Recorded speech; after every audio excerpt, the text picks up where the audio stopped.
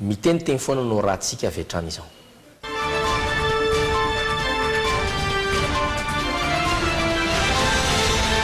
Fa anisana nitona anatin'ireny vaovao ny ainga atao ireny zany anisany zany dia ny vaovao avy any Zimbabwe. I Zimbabwe tompoko dia efa ela tokoa anisany voalaza tao anatin'ny commentaire tao anisany filoham-pirenena ela indrindra ary antitra indrindra zokiolona indrindra inga Robert Mugabe izay maneran-tany ary le ria manana ohabolana maromaro ka iony tsy izy mamorona an'ireny ohabolana ireny fa misy conseiller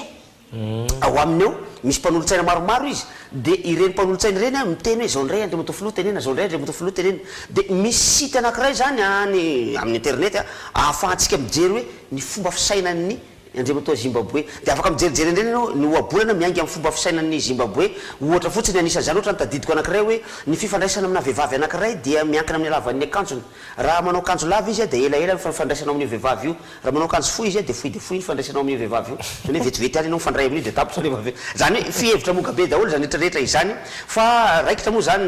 mety ho fanonganana azy zay miteny moa reo miaramila zay tsy hanonga-panjakana zany kanefa ny fahitana dia mizotra memakany amin'ilay fanongana-panjakana izy ty fa izao ny zavatra somary matsikaiky ary zala jerentsika le sary teo iny misy miaramila izay mipetraka eo ambony tanky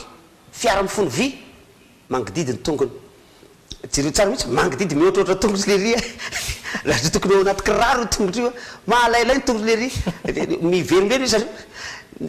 ny zavatra tiako tenena dia zao mba anarany zany mba hoe miaramila zany tony dia manao pieds nus ao anatina fitaopina adiny zao fotoana hoe ao amin'ny tanitany zany zao ady zao manina mangididy ny tongotra le ria tsy zatra kiraro mahafana ny zao Zimbabwe zao zany hoe milamindamina ny miaramila zao nitairin'le lehibe ny état major amizay tao zala mihetsiketsiky daholo nampidiriny ty kiraro na may loatra asorona le kiraro tsy andriny izy anasorona ny kiraro ary dia nihoatraotra kiraro from io zao efa naino from ana Zimbabweanina ve ianao za aloha efa indrony tany fa tsy nahino an'izany ie dia zay zany fa dia hotoizantsika aloha ny vaovao ny miainga ao rehefa aveo ho asitsika resaka tsirairay